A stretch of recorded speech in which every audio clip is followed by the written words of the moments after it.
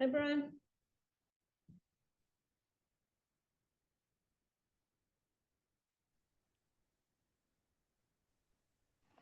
Yeah, this is Morgan. Hey, Morgan. Morning. Hey, Cash. Hey, Anu. Hey, Morgan. Hey. Hey, Brian. Good morning, everybody. Sorry, my headset down. Oh, don't worry. Don't worry. Are we all having a good Friday? So far, so good. It's my first meeting of the day, so it can only go downhill after this.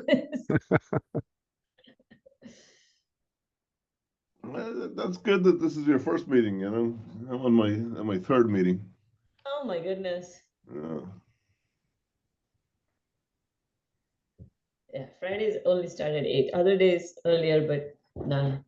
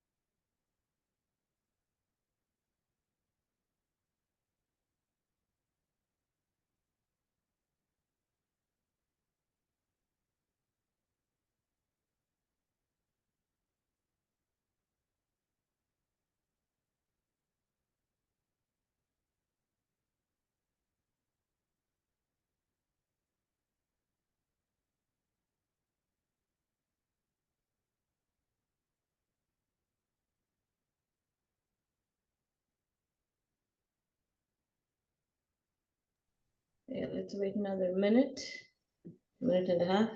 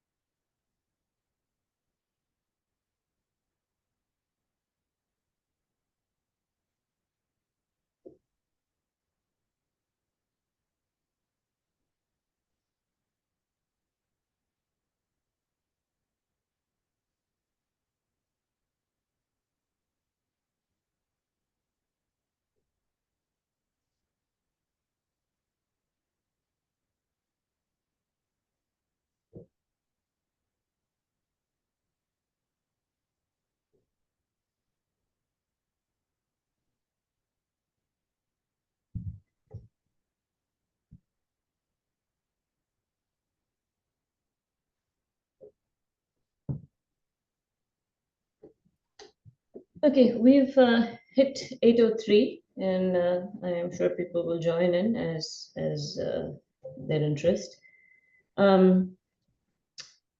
Okay, so we had one item on the agenda today, which was the control path spec that Brian and Helia will present. Before that, I just wanted to, I think most of the speakers for the Global Summit OCE session would have got their acceptances. We have, because of the large number of presentations, we're doing some amount of merging and making sure everybody gets their chance. The format is tight, it's 15 minutes. And I'm assuming that's 15 minutes with room for questions. I think that makes it really tough to get a lot of information out. So when you're making the slides for this, I'd really like you to think about what is the message you want to leave people with. And the fewer the slides and the less wordy, I think, the better to be able to talk to the audience. 15 minutes is really not much. It's kind of like an introduction and a conclusion, and then you're pretty much you got a couple of minutes to say something useful. So just wanted to tell everyone, use that time wisely, and just 5 slides, maybe more than enough, or 7 slides tops. So you can spend time on what's really important to you, and you leave the right message with the audience before going. We'll start working through all of the pieces that need to go together and some of the panels that are going to be there. But yeah, I just wanted to make sure everybody knew how tight the whole thing was. Jawad will not be on the call today, nor will Cliff, because they are, well, Jawad's on his way to the Taiwan conference, but he's taking a little detour and a well-deserved holiday before that. So he won't be on the call today and next week either, because I think next week is when will actually be the OCE day at the APAC summit in Taiwan. So you are all stuck with me for today. Any questions?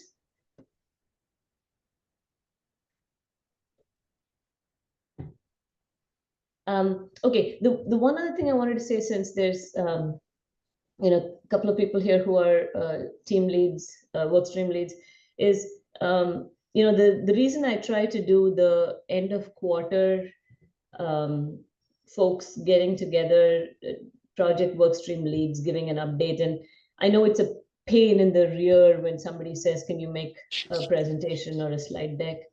And I fully sympathize with you, but I don't even care if you don't have a slide deck, even if you've got 5 minutes worth of 5 bullet points to just talk through via an email. That's perfect. But the reason I want is a lot of people don't know what's going on in other work streams. And I think we're at a point when all our work streams have to talk very closely with each other. And I know, like, folks like Cash have told me he has no idea what's going on somewhere else. And the reason I try to do those end of quarter calls is to make sure there is some amount of cross-pollination. And you hear something which you think is not the way they should be doing things, then this is where you voice your opinion. So I know it's a pain in the rear, but I just need you to talk about your work stream at those meetings and make it as simple as possible for your life and mine. But I think it's important in the spirit of getting the information across to each other, given how different our work streams are, given that we've got some new ones, and then we've got some really old ones which have been going on for a long time, but their scope has also changed, like the CDX. So just want to emphasize how important it is to be at those meetings. Even if you can, or just listen to the recordings. If you need me to send you a recording of that, that would be great too. But I just want to make sure that you recognize when I send those mails out saying we're going to do workstream updates, that's your chance to understand what's going on somewhere else where you absolutely have no bandwidth to attend that workstream meeting, but you are interested, and you can at least talk to the workstream lead in that way. So just to give you a perspective of why I try to do that quarterly. I think I have finished saying everything I would like to say, and I'm going to pass the torch to Brian, who I think is going to do the presentation. Thank you, Brian. Oh, thank you. Yeah, so the slides I've made for today are about the transaction and link layer version 1.2, or really the primary addition there is what people have been calling the control path, which is the basically the sideband stack for VOW. And so I'll talk a little bit about the changes in the specification. It's really just a handful of slides here, and if people have questions and stuff, we can walk through appropriate parts of the spec and stuff. But hopefully, I hit the high points in the slides. There we go. All right, so like I said, the main addition here in 1.2 is like what I said, what people have been calling the control path. And that is a sideband stack that's meant to complement the main band and the main band stack itself, but primarily for sending sideband information to control the PHYs. And the focus here is on link bring up for the most part. Link bring up or link repair, or any of those things that you would have trouble doing if the main band is down. In addition, we also did a number of fixes throughout the spec. The original transaction linked layer spec had a number of little fix me's and stuff that I guess we didn't catch when we were releasing. So we went through and cleaned up all those fix me's, added a whole bunch of little text changes that now reference the sideband, since we wanted the inclusion of the sideband to be holistic, and then we clarified a couple of questions that people had that were lingering after the release of the transaction link layer. To be clear, though, there are no functional changes to the existing link layer portions. So if you already have a link layer implementation, there's a very good chance that nothing we have done would collide with your implementation. Hopefully none of our clarifications are cause any consternation, but they are mostly benign and small things where I think you would have, if you had questions implementing the link layer in the past, you would have asked us, because they were just wording choices and things that make sure that people are interpreting in the right way. All right, so Brian, let me go sorry, on and actually talk a little bit more about this whole sideband. And first we'll talk Brian, about... just a quick question. Yes. So that wouldn't be like an errata. It would just be rewording of to Yeah, make yeah. So we added a couple of Okay. clarification sentences and things. There's nothing really functionally changing in any of the text. Okay. So I'll give you an example. I think there was some confusion about how let's see, how is it? How you define command IDs and things like that in the profiles and the stuff and such, especially with new readers. And we added a number of clarifying sentences around how we deal with profiles and where that information is. It doesn't really change. It doesn't change anything about how the behavior. It's just telling you which document these things are in and such. Does that make sense? If you're familiar with we have these ancillary profile and variant documents, and people are having trouble trying to figure out where information is in those specific documents. And so as an example of clarifications here, we're trying to point people at the right things. Yep, makes sense. Thank you. All right, so onto the actual sideband stack. There's two layers to the stack. One is the BOW sideband protocol, which is a relatively simple packetization protocol for memory transactions. Basically, well, I'll get to the details in just a moment, but basically just a way of providing a memory mapped access to registers on the other side of the link. In as simple as way as possible, using the BOW sideband slice wires. The link control protocol, which is where I guess people really want to get to on the sideband, runs on top of the sideband protocol and really just exposes a very simple register map that allows you to send messages directly to your PHY and your link controller on the other side of the link. And we establish a protocol for the controlling the stages, the bring up stages in which a PHY is in prior to the main band link being up. So specifically on the sideband protocol, we're again fairly simple serialized memory mapped protocol. We provide a number of commands that you would expect from bus transactions, read response, posted and non-posted write commands, and an error. And we provide a packet format for how the transactions should be encapsulated. And we provide optional ECC and an ECC schema, which is similar, but not exactly the same schema as the transaction link layer protocol. It's all kind of massaged around the packet format links and stuff. Let's see, there's a couple of things in the packet format to point out real quick. I didn't illustrate these, but there is a the data length can vary based on what registers you're going to be writing and the like. But the actual packet format itself is static. I think it's 101 bits or whatever minimum number of bits we could get, because didn't need to align to anything specific. And it also has some inferred valid by inferred write strobes and things like that based on the packet length and stuff. We have a whole table for that. So it's meant to be kind of as efficient as possible for this kind of serialized transaction transfer. There's a couple of things you're supposed to know on either side of the link before start, because we do provide a number of options. We're hoping in the future that these kinds of things can be baked into higher level chiplet compatibility protocols, profiles, and things like that. But we wanted to provide people with enough flexibility that they can they're not locked into a particular implementation, and they can expand this a little bit.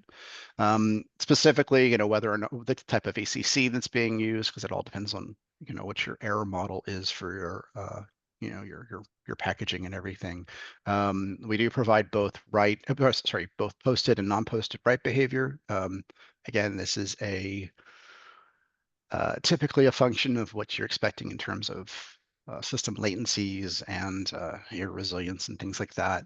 And also timing, again, going back to the whole write behavior and again, timeouts and things like that. So these kinds of things you have to know in advance. We're not providing any kind of discovery mechanism at this time. So again, hopefully these things will be baked into any kind of higher level specification you're doing, because the transaction link layer has, for the main band, has similar kinds of things you kind of have to know about as well when you're connecting two chiplets. We don't do discovery there either. Again, however you're talking to the other side of the link from a business perspective, these kinds of the things would be appropriate to define. The sideband registers, we don't define any remote registers in the sideband protocol. We only provide local registers, and these are basically just registers for the controller itself. So, and this is only really defined to kind of maximize software compatibility across implementations. So this is the registers for the controller locally that an MCU or a CPU would write in order to send transactions across the link. You could conceivably do other registers here, but in order to illustrate the behavior, it made sense for us to define some registers so that it was cleaner to talk about the sideband behavior. How are the IDs set up? Are they need to be hardwired, or? Yeah, they're static. Are they flexible? Okay. They're static. So again, as part of the pre-configured stuff, I mean, they're static at D2D bring up, or static at what typically power on or boot or whatever, however you're defining your system. But they do not change in flight while the link is active. And the same goes for the link IDs, and I think we talk about a little bit. There may be one other ID to talk about in the link control protocol. And then so that was the sideband protocol. Again, it's just memory map transactions over a serial link. Very simple. And then we implement this link control protocol on top of that. The link control protocol, again, is primarily for PHY bring up. You could use it for also has some management for error recovery, bad lane identification, that kind of stuff. So if you end up with an error in your link and you have to reinitialize it, then you would also be using the link control protocol for that as well. And the protocol is meant to be implemented on a limited set of memory mapped registers with a conservative of an address space as we could conceive. And so you could, in theory, implement this on top of other serial sidebands that you may already have implemented. So if you have a version of BAO that predates the inclusion of the bow sideband slice, or you're just not using the sideband slice, you could implement this over I2C or whatever else. But as far as the specification is concerned, we really only talk about the bow sideband. But there's not really anything preventing you from putting this over any other transfer mechanism. It just right now it currently mandates just a couple of registers. We do have a table showing address space, chopping up the address space for other things you could do, like vendor specified PHY registers or whatever else. In case what we're defining here in terms of the link control protocol is just not enough information for your particular implementation, you can add to it. So we're trying to. The goal here again is to try and get some sort of a minimum behavior that can be expected from the system, so that you can your flow for these bring ups and your software that'll be running on top of this main band for bring up is probably going to look pretty similar from implementation to implementation, even if you're expanding the number of registers in your particular implementation. And the two registers here, the important one to really focus on is what's called the partner message register. The partner message register is where all commands are sent or received on any given link. So each side of the link has a PMR that the other side of the link writes into. It's just a flexible just a message receiver. So the message format is where a lot of the spec spends its time defining what that format is, defining what messages you can send across the link, and then what the response, what the behavior is expected for those messages, and what response you may get from a given message that you sent. And I'll show you a table in a second that makes it a little more clear. The kinds of messages you may send are basically anything you could think of that you would normally do for a link bring up and for initializing the PHY. So basically, saying the link is ready, setting up training patterns, playback. We support a wide variety of different ways of setting and playing back patterns. Things like bad lane identification. I don't list them, but there's some other different error conditions and things like that. We also specify, and then we also basically give a set of stages, or I say link. I don't want to say link state because that's the wrong thing. But it's like bring up stages that the PHY must go through, and when you're bringing up the PHY, there are different commands that you would send across, specifically for like training and the like, may behave a little different depending on what state you're in. And so that is also conveyed as part of the command, so the other side knows what kind of training you're doing, etc. And so just to talk a little bit about the PMR format, and I can pull up this back if people have more questions on these things and like walk you through some of the examples. There's a long list at the end. But basically the format itself again is to saying what stage you're sending this command in, and a set of codes that are defining the specific command that you're sending. Also, we wanted to keep the system as flexible as possible, because the timing of how long it takes some of these PHYs to do things may be quite a bit different.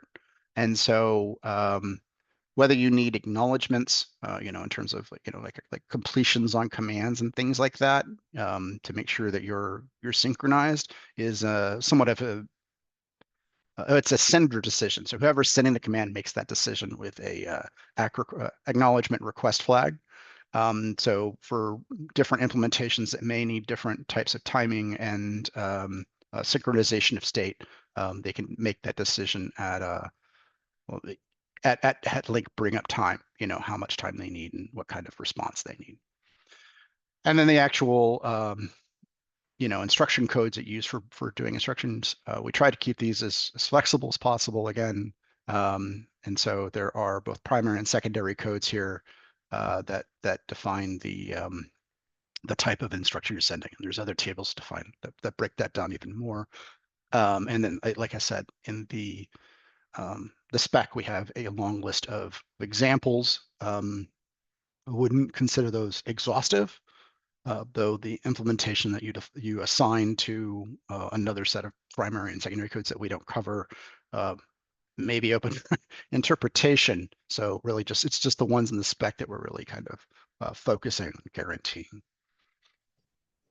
And so that's, go ahead. Brian, Yes. the acknowledgement piece. So for example, just to make sure that the other side is in my very simple mind, ready to receive data, you would like to know that it's ready. So that's what you call by acknowledgement, that. No, like, so if you're sending a command to change into, say, a new bring up state, stage, and that actually has implications on what the PHY is doing internally, like loading registers and the like. You can use the acrec flag to request an acknowledgement. And then once the PHY is done processing that command, it needs to write into your PMR that Right. it has finished that task. Those. Yeah. Okay. Yeah.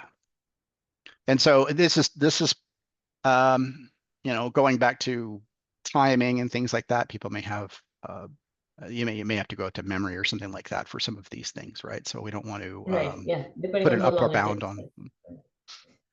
And the spec defines what kind of behavior is expected when you do these flags, and whether you can, we don't typically support any kind of outstanding commands, right? It's just one at a time.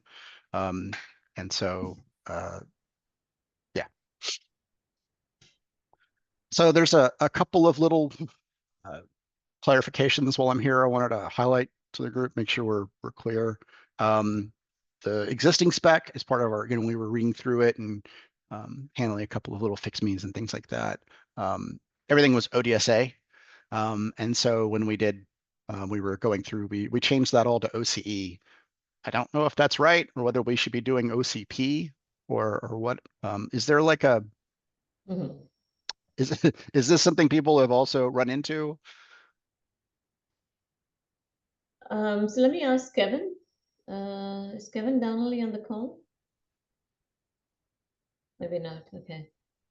Because he just submitted something. And I think if it was ODSA and was replaced by OCE, that sounds about right to me, Brian, because if it had been, if it had been OCP, then it would have stayed as OCP. So I think we're good, but this would be more of a OCP kind of question, which I don't have the answer. Yeah, it seemed like that was the obvious change, but again, I don't know how we use these trademarks or exactly, in terms of our advertising. And honestly, I don't even know if the use of ODSA in the spec was correct to begin with. So anyway, I thought I'd bring it up in case somebody had an issue.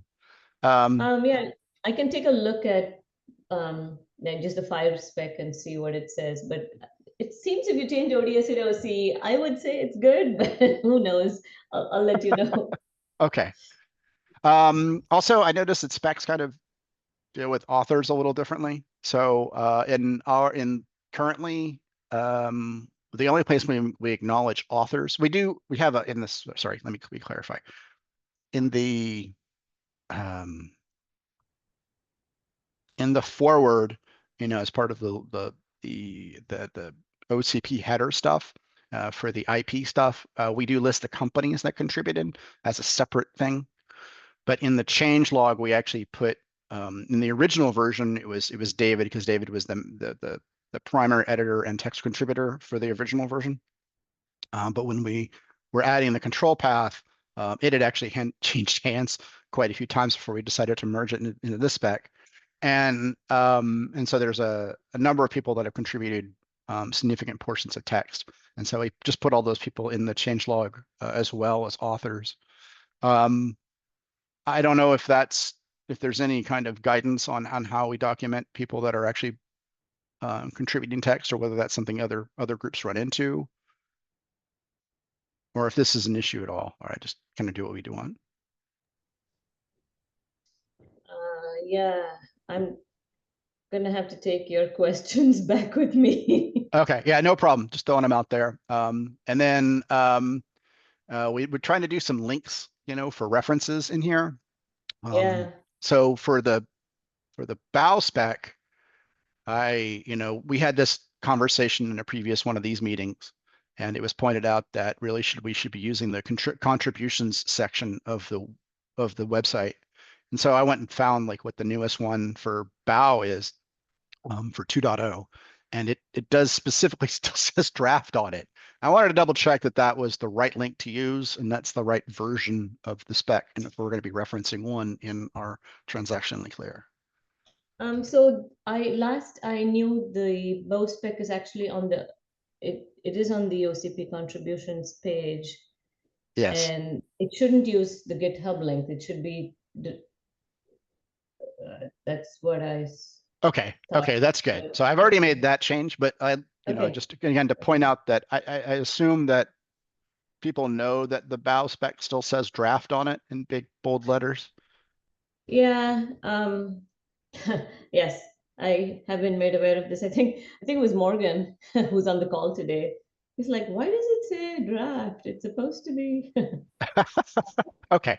All right. Just making sure. And then on a similar note, people have requested that since our spec kind of relies on ancillary specs, or not specs, you can kind of treat them as examples or white papers. We call their profiles and variants, or bus protocol variants. These are basically example documents that we are using that people can use to specify their exact mix of a die-to-die using the transaction and link layer spec. I mentioned earlier, specifically for the sideband control path, we have like IDs and stuff that you define. Like you could put those in, a profile document if you wanted to. There's a lot more you define for the actual main band transaction link layer in these profiles. But we have a number of documents that define these and also show how you would map, for instance, various bus protocols to the transaction link layer. Like if how do you map a 64-bit AXI with these particular AMBA features onto our transaction link layer? Well, you stick those in this white paper. So we have examples for all of that. But they're all kind of fairly important for understanding the transaction link layer document. So people have asked, can we link those here? But I think right now those are all kind of stored in a Google Drive. They've been stored in the GitHub in the past, and I think at one point might have put the GitHub link in here as well, but I think we're kind of migrating away from that. And I think the goal here was to eventually link them in the wiki, but I haven't seen any changes to the wiki. Do we have like a link for maybe a placeholder link we can put into the document for this purpose that we can fill as we go forward? You mean a link to a wiki page? Yeah, specifically for the link layer. Yeah, so there's a couple of people, for example, I think Itai is on the call. Itai set up his wiki for his Workstream. Itai, you want to give us a little spiel on how you went about that? Yes, so yes, there was, I think that there are a wiki page for each group that was opened.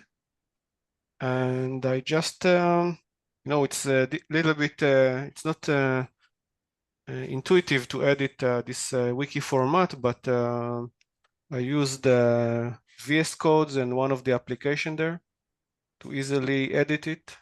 Okay, so And, where are these links for the individual groups, I guess? Are they on the main page?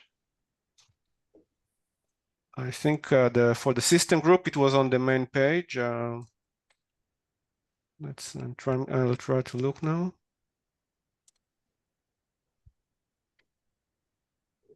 And I know Patricia has hers up to her wiki page up.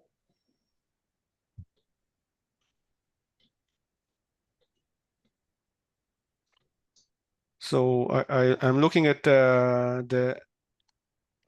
on the Open Chiplet economy page, wiki page, and I don't see a link to the. I see there are several links, but I don't see for the control path. Yeah, so if you scroll down here, Brian, you'll see there's 3 groups that have wiki pages. There's links down there. You Yeah. keep going down. It's the CDX, the modularity, and the chiplet systems. I see.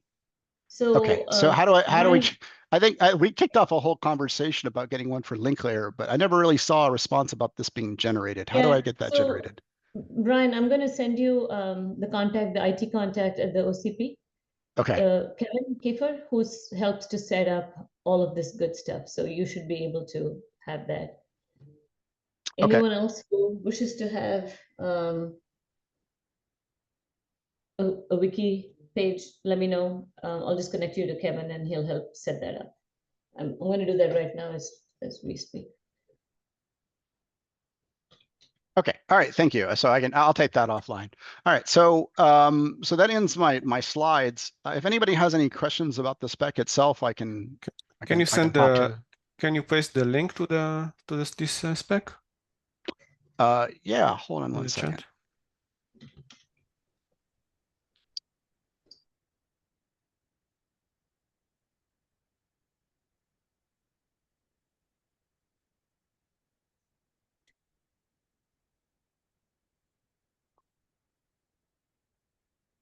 Okay, yeah, I put it in the chat. Thanks.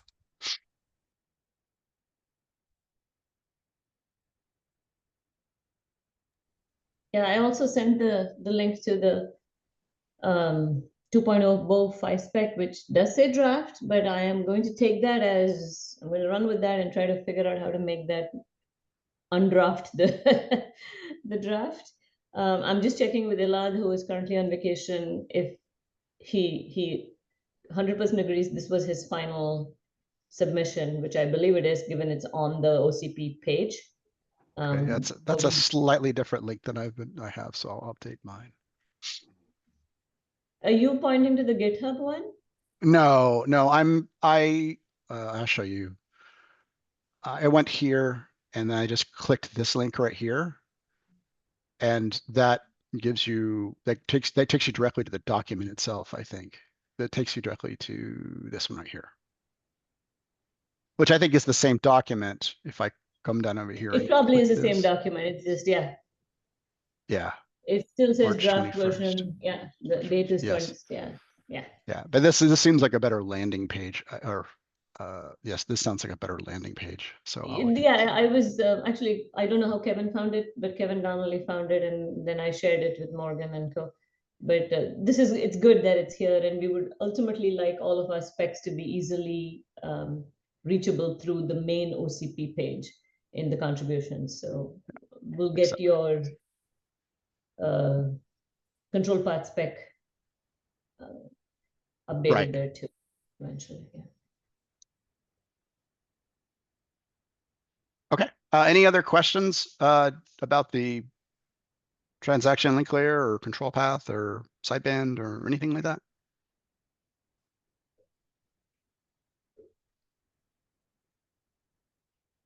Yes. Is there a description of the flow on the flow that should be done in moving between the stages? You showed before the different stages of the stages are linear, so you just go you just go down the list. Hold on, I'll show you the stages. One moment. Right here.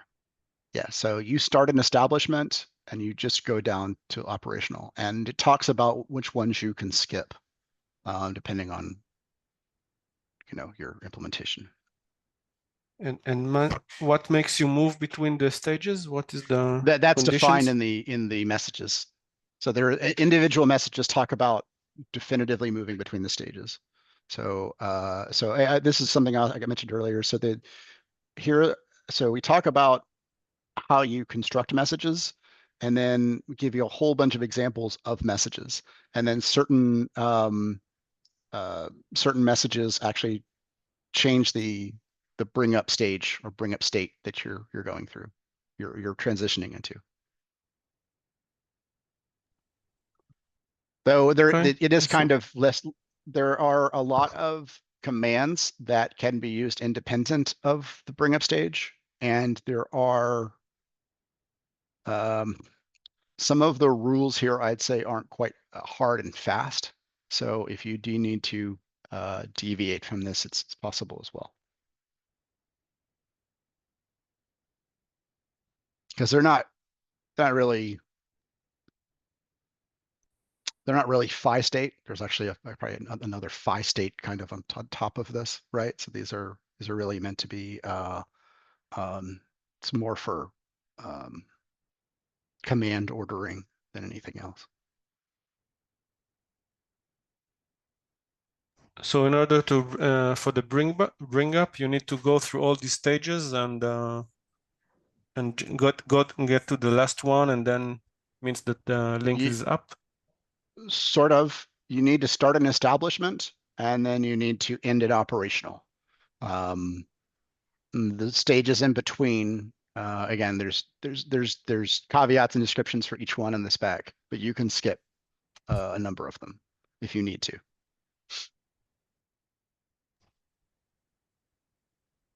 But establishments where you start, operational is where you end. Those are the Okay, two I important see. ones.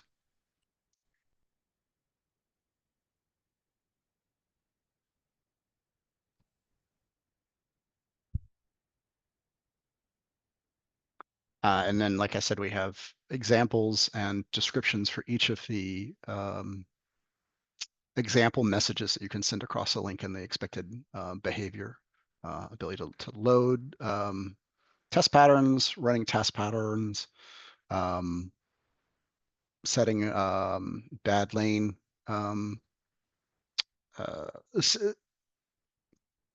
setting a bit field that describes which lanes are bad, clear.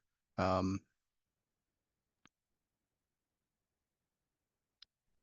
patterns and errors.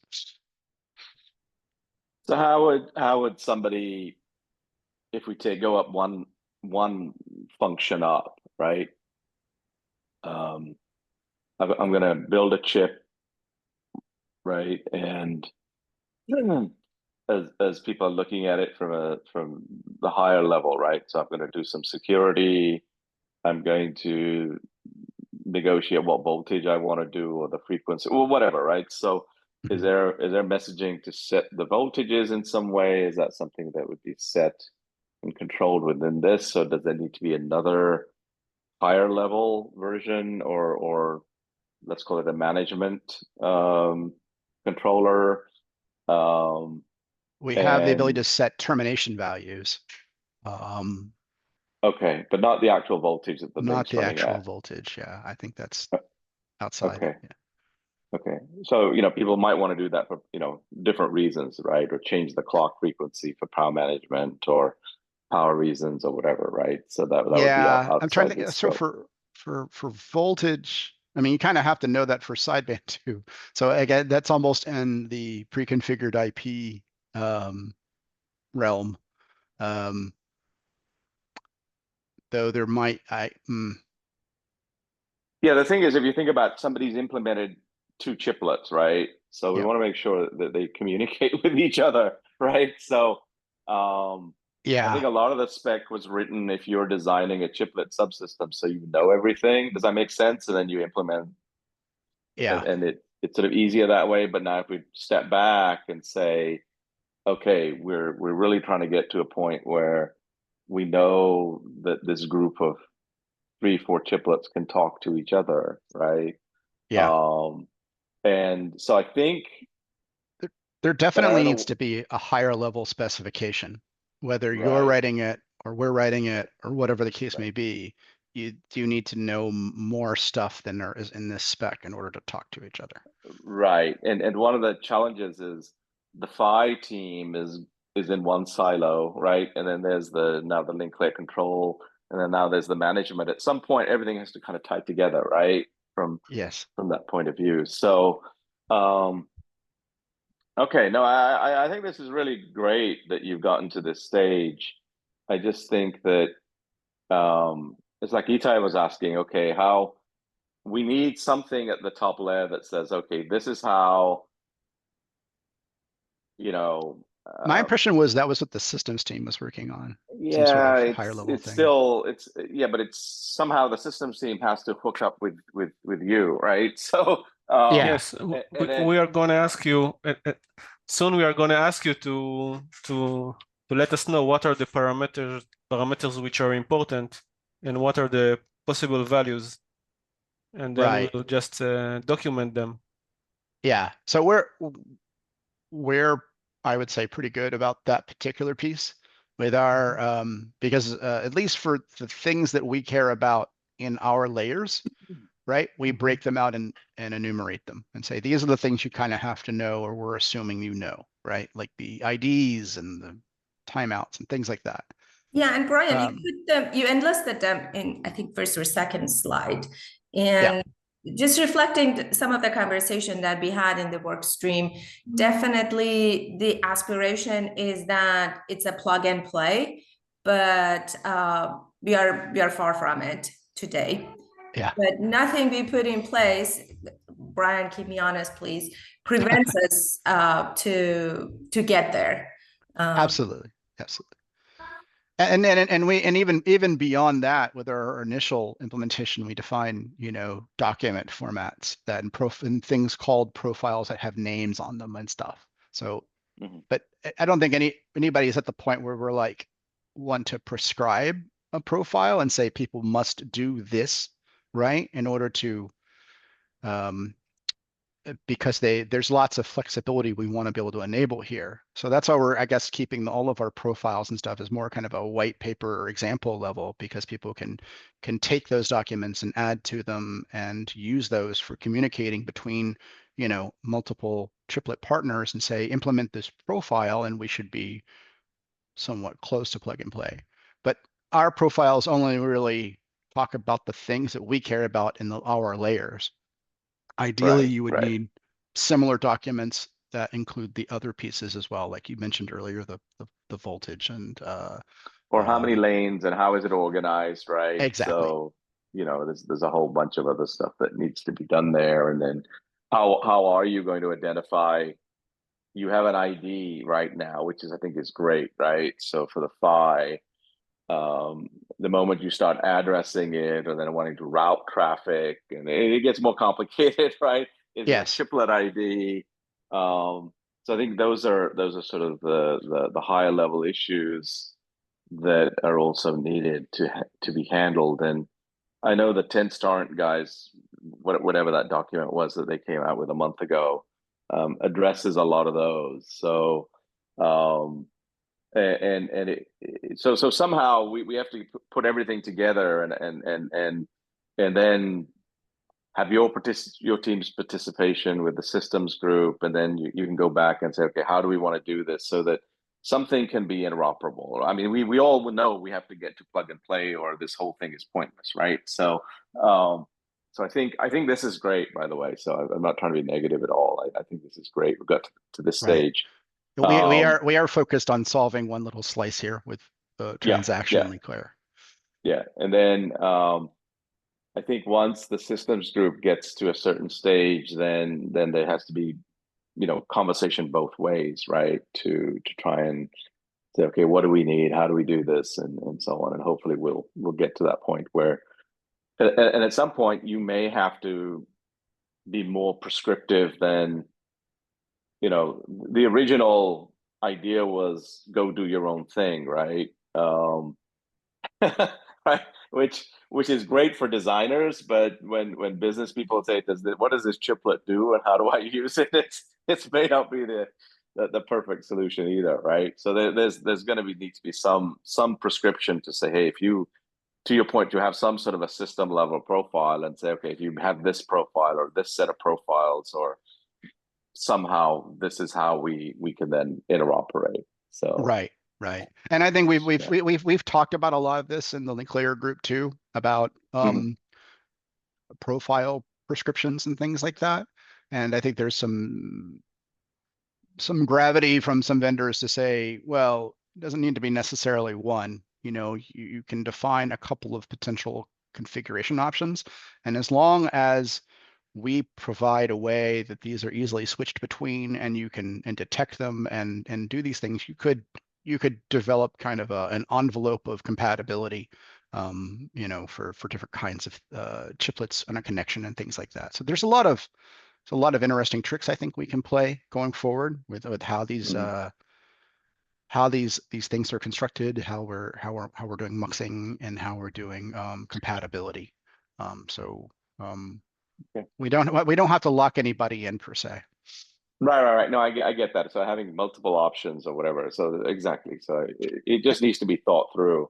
Yeah, not and everybody's there's also security, the higher you know, level concepts that we, in terms of compatibility here, because pretty much everybody is talking about just bus transactions, getting them across the link. I don't know if the systems team or anybody is talking about, you know, like what does, like if you're actually going to do, well, the transaction link layer, when we originally wrote it, and we talk about this in the specification, it's all been about SOC disaggregation, which means from our perspective, just taking a subsystem out of an SOC and moving it to a chiplet.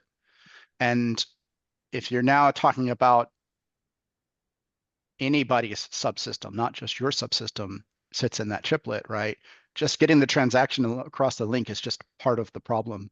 I mean, you mentioned security earlier, right? Well, there's a million implications from that. There's a whole bunch of implications about how you handle interrupts and MSIs and things like that, et cetera, down the line, and different address spaces and stuff.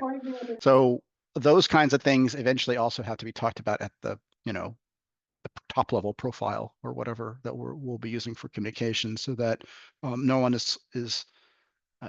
ends up into some sort of bucket hole where they're, you know, getting data across a link, but it's not usable.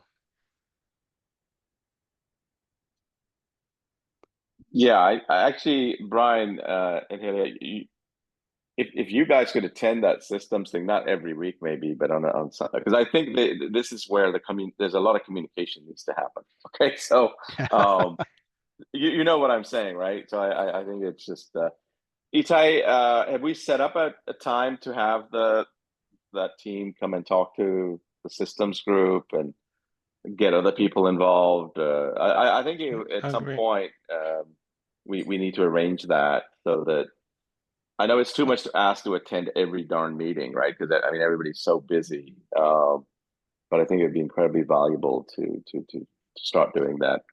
I agree. Arrange a few sessions. Yeah, I agree. It's a good idea. I think we'll start with a mail to ask for the parameters and the options for each one, and then we'll set a meeting. We'll invite you, Brian, I think, to one of our meetings.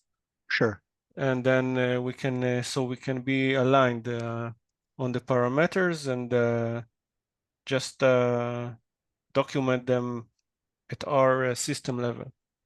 We are doing it with all groups. We started with the Bow Phi team, and we are going up the hierarchies. Yep, sounds good. I can hop over to at least one meeting. Great. Yeah, I know. There's a lot of meetings and cross-pollination, but we really need to get the cross-pollination. But Itai has taken a lead trying to get everyone on the same page, at least to understand what the parameters that they're defining, which can be used at a higher level. Also, you know, working with David on the CDX to see how very high level spec feasibility compatibility can be done via an XML schema format too. So there's multiple places we need to plug into from the system level to the lower to the teams doing the siloed pieces. And Itai is trying to get, you know, at least email communication to start with, and then at least get people to attend one of the system level meetings to hash out some more details. So really appreciate the fact that everybody recognizes this is absolutely important, and it's the next step forward. Otherwise, all of these pieces sit in little silos and nobody gets anything out of it. But the fact that they all have to talk to each other nicely, play nicely with each other, so there's some kind of a higher level communication I really appreciate that we've all got to that point, and we're doing something in that direction. Thank you.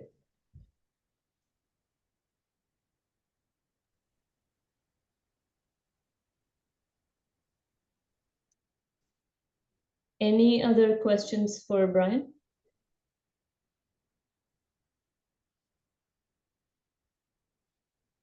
Thank you so much, Brian and Helia. The next step will be, I'll tell you when John Stewie puts you in on the August meeting. It will be on either the 3rd or the 4th Wednesday. I'm going to go look up the calendar and then tell you which day it is. You usually get 5 or 10 minutes, so it has to be up-leveled. The audience is from the server group.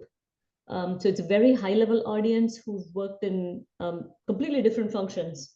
And so it needs to be up-leveled to show a sense of our contribution. And so I'll work with you to see when that's scheduled, and whether you get 5 or 10 minutes with some room for questions at that meeting. And once that's done, then we've passed 2 layers of approval, and then the OCP then decides how to go about it next. So thank you.